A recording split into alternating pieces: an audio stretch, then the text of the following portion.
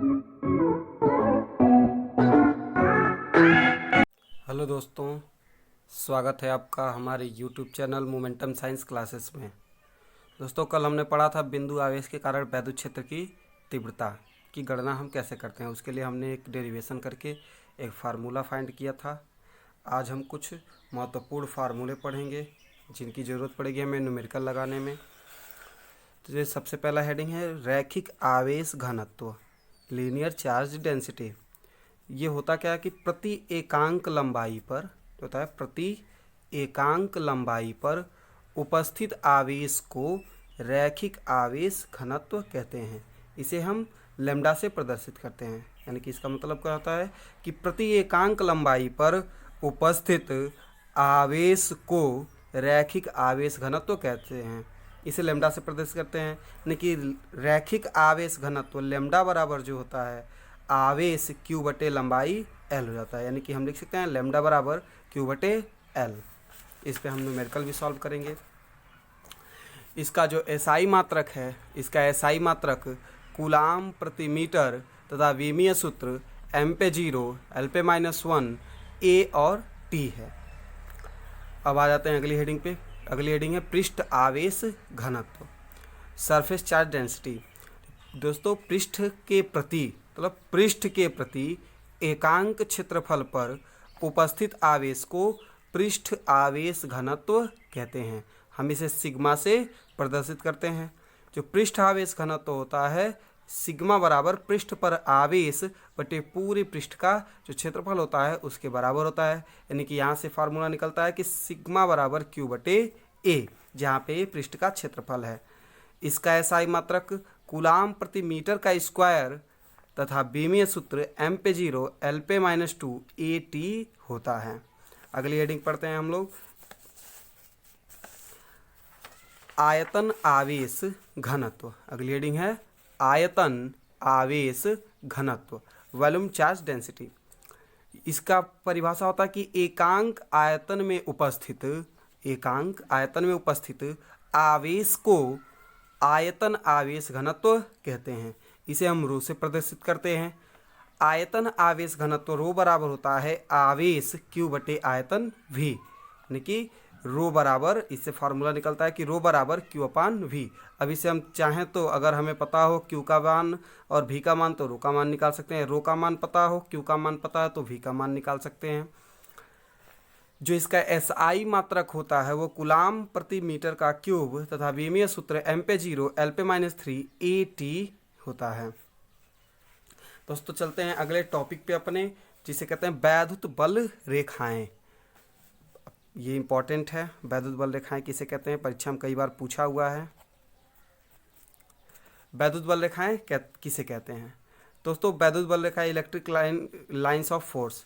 वैद्युत क्षेत्र रेखा वैद्युत क्षेत्र में खींचा गया वह काल्पनिक वक्र अथवा सरल रेखा है। मतलब ये काल्पनिक होता है, ये रियल नहीं होता है कि वक्र अथवा सरल रेखा है जिसके किसी बिंदु पर खींची गई स्पर्श रेखा उस बिंदु पर क्षेत्र की तीव्रता की दिशा प्रदर्शित करती है तथा उस बिंदु के परितः एकांक क्षेत्रफल से अभिलंबवत गुजरने वाली बल रेखाओं की संख्या क्षेत्र की तीव्रता को प्रदर्शित करती है। यानी कि यहाँ पे हमने फिगर बनाया हुआ है। देखिए, यहाँ पे जो वैद्युत बल रेखाएं हैं और ये जो है वैद्युत क्षेत्र की तीव्रता प्रदर्शित कर रहा है किसी बिंदु पर। ये ए है, बी है, यही बिंदु आवेश कहीं बी पे आया जाए तो यहाँ पे ई वी जो है ये वैद्युत क्षेत्र की तीव्रता हो जाती है।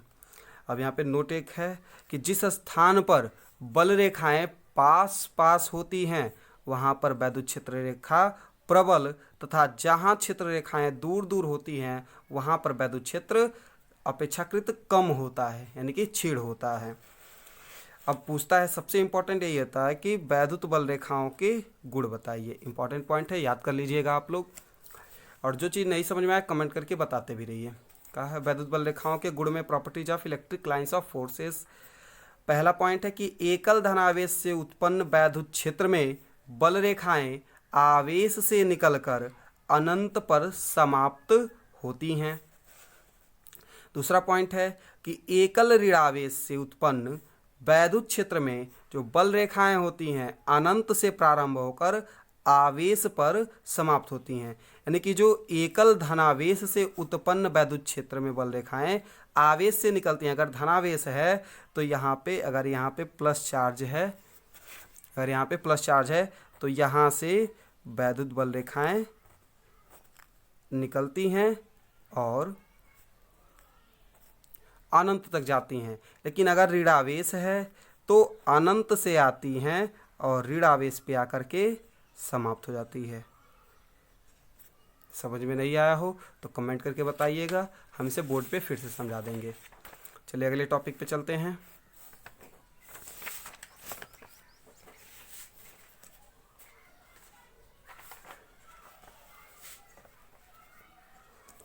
तीसरा है इसी का गुण कि धन एवं ऋणावेश के संयुक्त वैद्युत क्षेत्र में बल रेखाएं धनावेश से प्रारंभ होकर ऋणावेश पर समाप्त होती हैं। जो धन एवं ऋणावेश के संयुक्त वैद्युत क्षेत्र में बल रेखाएं धनावेश से प्रारंभ होकर के ऋणावेश पे समाप्त होती हैं। ये भी इंपॉर्टेंट पॉइंट है।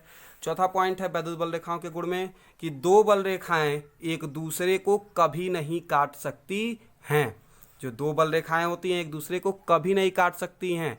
ऐसा होने पर कटान बिंदु पर दो स्पर्श रेखाएं खींची जा सकती हैं, अर्थात एक ही बिंदु पर वैद्युत क्षेत्र की दो दिशाएं प्रदर्शित होंगी, लेकिन ऐसा होना असंभव है। इसीलिए दो बल रेखाएं एक दूसरे को कभी नहीं काट सकती हैं और ये प्रश्न भी पूछा जाता है, तो इसलिए इस पॉइंट को इम्पोर्टेंट करके आप लोग याद कर लीजिएगा। अगला पॉइंट है पांचवा पॉइंट, जहाँ वैद्युत क्षेत्र नहीं होता है वहाँ कोई बल रेखा नहीं होती है। यही कारण है कि आवेशित चालक के भीतर कोई बल रेखा नहीं होती है। अगला पॉइंट है हम लोग का, अगला हेडिंग है फ्लक्स। फ्लक्स होता क्या है? फ्लक्स एक लैटिन शब्द है जिसका अर्थ है प्रवाह। इसे हम फाई से प्रदर्शित करते हैं। इसके बाद से है क्षेत्रफल सदिश। ये दोनों पॉइंट्स हैं, ये दोनों समझ लीजिए शब्दार्थ हमने लिखे हुए हैं कि फ्लक्स का मतलब क्या होता है और क्षेत्रफल सदिश का मतलब क्या होता है, क्योंकि अगली हेडिंग में जो वैद्युत फ्लक्स है उसमें इन दोनों का यूज किया जाएगा, तो हमें पता होना चाहिए कि इसका मतलब क्या होता है। तो जो क्षेत्रफल सदिश होता है, क्षेत्रफल सदिश होता क्या है कि किसी समतल पृष्ठ के लिए क्षेत्रफल सदिश वेक्टर एस वह सदिश है जिसका परिमाण पृष्ठ के क्षेत्रफल के बराबर तथा दिशा पृष्ठ के लंबवत होती है। अब वही हमने बताया था, वैद्युत फ्लक्स आगे पढ़ेंगे। चलिए वैद्युत फ्लक्स पे चलते हैं। वैद्युत फ्लक्स होता क्या है?